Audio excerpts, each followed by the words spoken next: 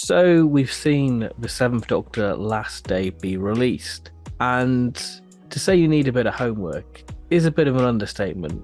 Today we're doing a throwback release to probably what the main one you need to listen to, Dark Universe. Very much a prequel to it, isn't it, really? Yes. It's setting up a lot. I mean, listening to it after having listened to The Last Day, I realised just how much setup there is there. Mhm. And I think, it now having been 4 years since that release came along, it is kind of amazing how closely linked they are.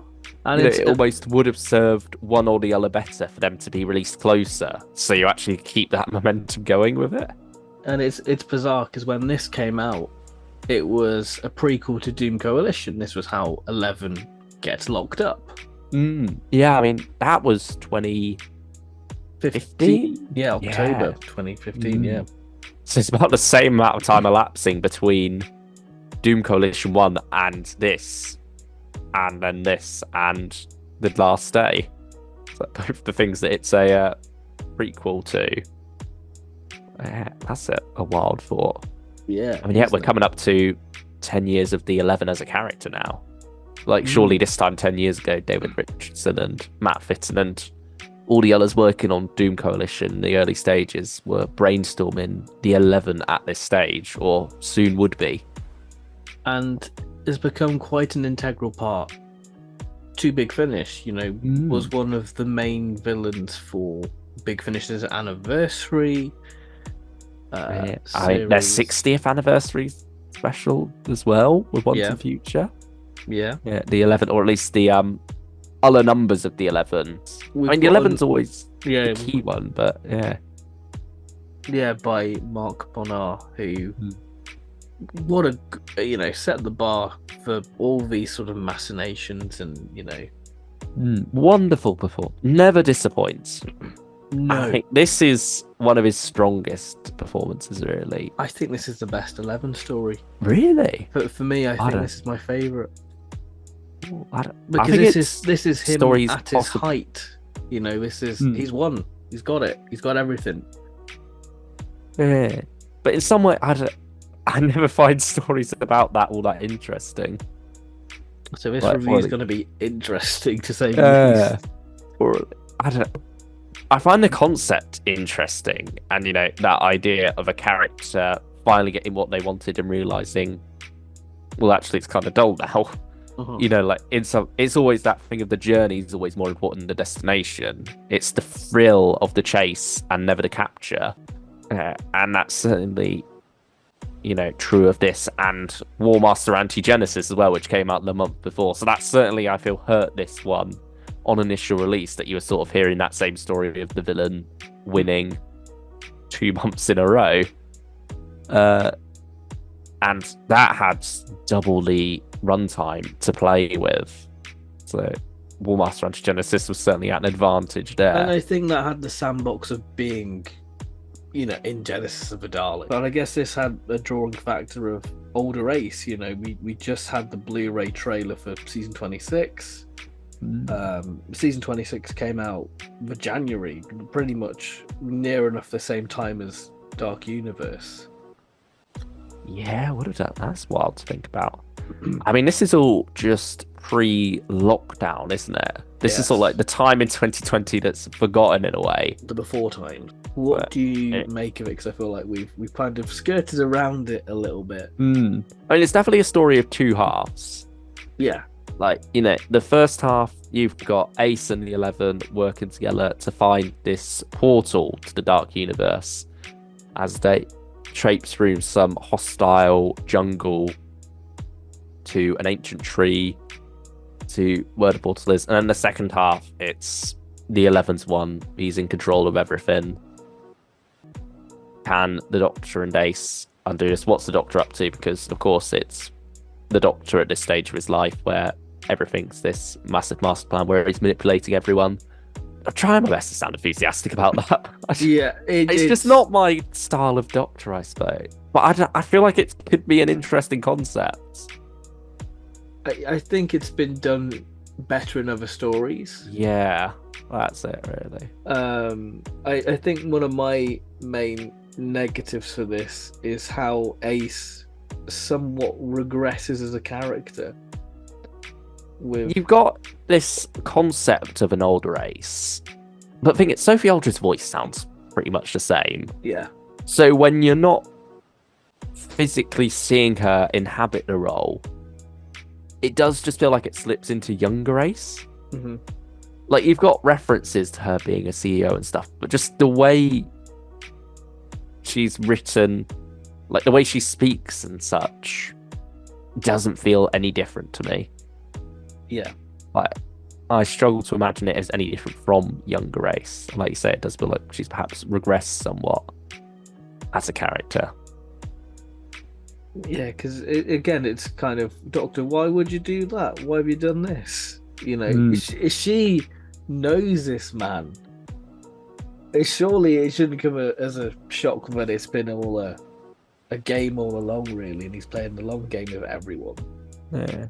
And we've had Older Ace done much better by Big Finish in the Torchwood audios. I think that's perhaps because that gets to be a little bit more adult. Yeah. They can push those boundaries a bit more. It's not pushed full on. It's still suitable for younger listeners, I suppose, those specific Tortured audios where Ace is featured. But it nevertheless has a bit more of a mature edge to it, I suppose. Yeah. Whereas here, you don't quite get that same feel with Ace, at least. I mean, I was thinking about it. It's sort of similar to the structure of The Magician's Apprentice for me, in that there's a first episode where a lot's seeming to happen. Quite jarring, that first episode. Yeah. Yeah, it's jumped back and forth a bit, which I don't mind. I don't mind a bit of non-linear storytelling. And I think it serves an interesting purpose. But ultimately, it feels like a pointless first 2 episodes.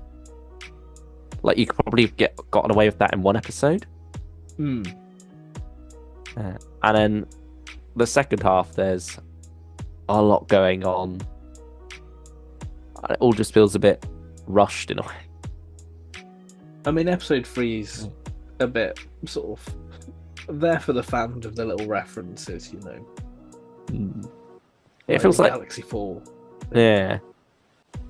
It's a story. It's 2 stories merged together, but they don't each have their beginning, middle, and end. Yeah. It's awkwardly structured for me. But I mean, Mark Bernard is wonderful, though. I think he gives a brilliant performance. Yeah, very much so. Because it's more McCoy in the shadows, and so he's often left out of it a bit.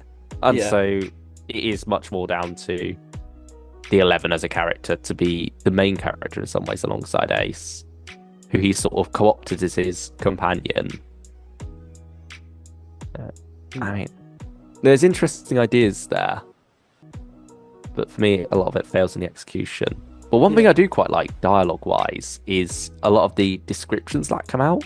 Like when the Dark Citizens are described as chicken, sort of like boiled chicken.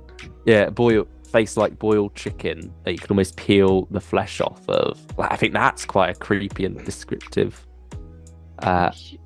visceral look for them. Yeah, and it's like you instantly get a picture from that. Yeah, we've never got to see them on a cover. I feel like if we would now, it would let it down. Yeah. They seem like something they belong in like a creepypasta type thing. Yeah, definitely. The performance for those, again, very unsettling. Really match the description. And little story time you get of their history is wonderful. Sort of funny having Alistra and Rasmus in this as well. Yeah. Not that they serve too much of a purpose within it. I mean, Rasmus feels like a completely different character to what he would later become. But yeah, certainly Rasmus as a character feels very different. And also, I forgot he was in this. I knew Alistra was. Yeah, they were a nice sort of surprise. But again, they sort of don't really do much. They're just there, really.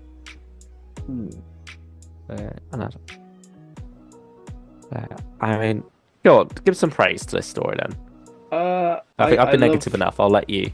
I love the cinematic feel of it, but it feels very grand and epic. Episode 3, I love, but we're actually exploring 11 winning.